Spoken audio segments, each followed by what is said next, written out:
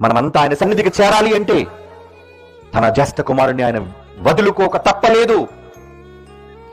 నిజంగా క్షణం ఎంత దయానీయం, ఎంత బాధాకరం. సిలువనెక్కడానికి ఒక దేహంలో ఒక సామాన్యమైన మనిషిగా, బాధ వేదన కలిగిన వ్యక్తిగా, సిలువ మరణానికి భయపడుతూ ఆయన ముందుకు వెళ్ళాడండి.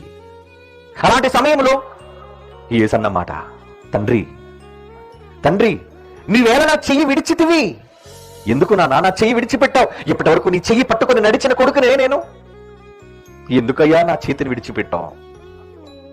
నా దేవా నన్నెందుకు చెయ్యి విడిచితివి అని దగ్గరగానే కేకలు వేస్తున్నాడు సిలువలో. అంటే ఎందుకు తండ్రి తన తొలిచూలి కుమారుని చెయ్యి విడిచిపెట్టారో తెలుసా?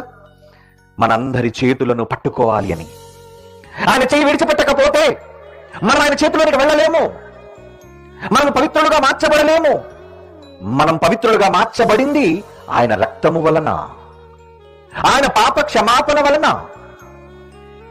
ఆయన క్షమే లేకపోతే మనం పరలోకానికి చేరమండి. నిజంగా ఎంత గొప్ప త్యాగం. అందుకే ఆ తండ్రి మౌనంగా నిలిచిపోయాడు. తన కుమారుడు నా చెయ్యి విడిచిపెట్టావా తండ్రి అని బాధతో దిగులుతో అడుగుతున్నా ఏమీ చెయ్యలేక బండలు బద్దలు చేశాడు, సూర్యుని చీకటి కమ్మేటట్లుగా చేశాడు, భూకంపం కలిగేటట్లుగా చేశాడు. తన ప్రకోపాన్ని ఎవరి మీద చూపించాలో తెలియక ప్రకృతి మీద చూపించాడండి.